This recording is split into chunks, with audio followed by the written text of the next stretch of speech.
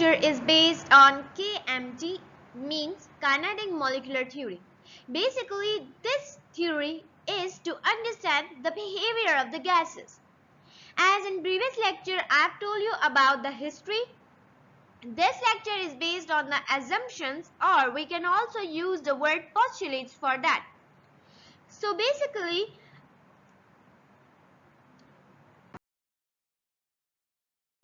KMT is a combined form of all the postulates from different scientists in the history. And we just make a similar name in the physics and as well as in the chemistry, Maxwell and Boltzmann. Now these were two scientists who were famous for their postulates, and in KMT they played a role as they extend the KMT.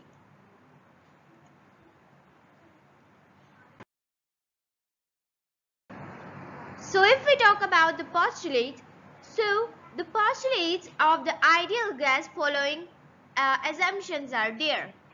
First, gas molecules consist of large number of small particles. As we know that if we talk about a container, there are so many gas particles present in it. Now according to this first one assumption, it says that a single gas particle or a large number of gas, so just suppose that we have O2. So here it contains a large number of particles, and those particles are known as molecules.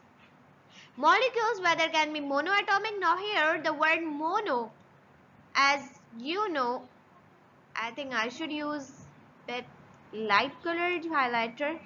Okay, now word here mono means single and poly means different.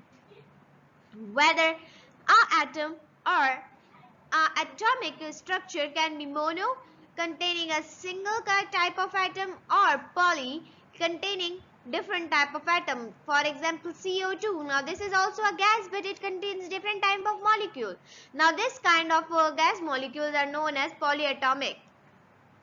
After that, second assumption, gas particles are far from each other and occupy negligible volume as compared to the total number of volume of the container.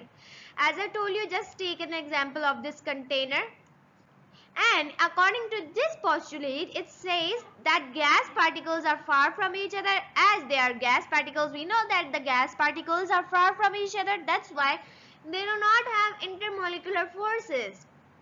So it says that if we talk about a single gas particle, so it does not occupy any kind of volume. But if we talk about a whole container, so it occupies a volume. As compared to the volume of the whole container, the volume of the gas particle is negligible. After that,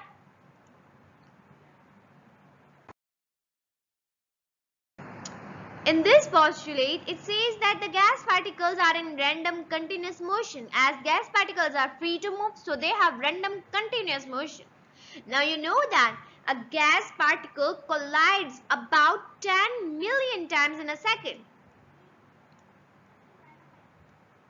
with a speed of approximately 500 meters per second. Now these gas particles are in random motion and they travel in a straight line. Like just suppose that this is a container, just suppose it's a container and we have gas particles in it. Now if we talk about the motion of the gas particles, whether it can be like this, it can be like this, and when this particle will collide with this particle, it will have another motion. Like it will move in this direction, it will move in this direction. If a particle collides with the wall of the container, so it will bounce back and it will be in a straight motion. Now that's the point, that it will be always in a straight line motion, in straight motion. That is also known as translatory motion. Until they collide with each other of the wall of the container, the average distance covered by the gas molecule between the successive collision is known as mean free path. Now here is a concept. If we talk about the motion of the gas particle, so it does not occupy any kind of volume. But if we talk about the motion of the gas particle, whether it can be like this, it can be like this, and when this particle will collide with this particle, it will have another motion. Like it will move in this direction, it will move in this direction. If a particle collides with the wall of the container, so it will bounce back and it will be in a straight line motion. That is also known as translatory motion. Until they collide with each other of the wall of the container, the average distance covered by the gas molecule between the successive collision is known as mean free path. Now here is an concept. What is mean free path? Now basically, when these particles will collide with each other or wall of the container, so there would be a specific length or distance between it. Like just suppose that we have distance from this wall on this atom, we have the distance of approximately 1 centimeter. Just suppose that we have distance of 1 centimeter. Now this will be known as the mean free path of that gas particle. After that, let's move on to the other example or other postulate. Gas particles undergo elastic collision. Now there is always elastic collision between the gas particles. For the detailed video on the elastic collision, you can check out the description.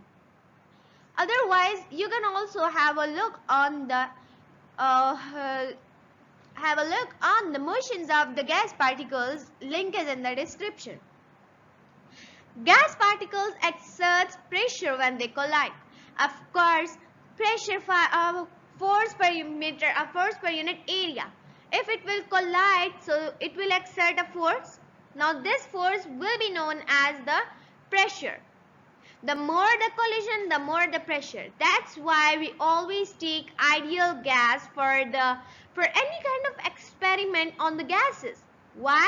Because it does not have any type of intermolecular forces.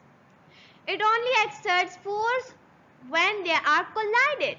That's why we take ideal gas. No force of attraction or repulsion between the gas particles. If they are a proper compound, just suppose that we have O2. So there would be an binding force or intermolecular force between these particles, but there would be no force of attraction or repulsion between the gas particles.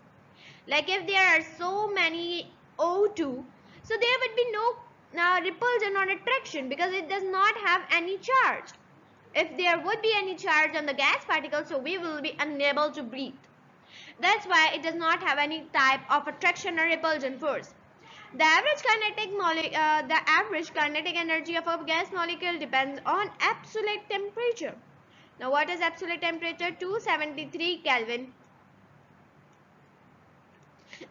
Like it does not have a specific reason to put this postulate, but apart from that, the average kinetic, like if we talk about the kinetic energy of a gas molecule, now you know that kinetic energy is referred to the energy of the collision or energy or force. It is also referred with force.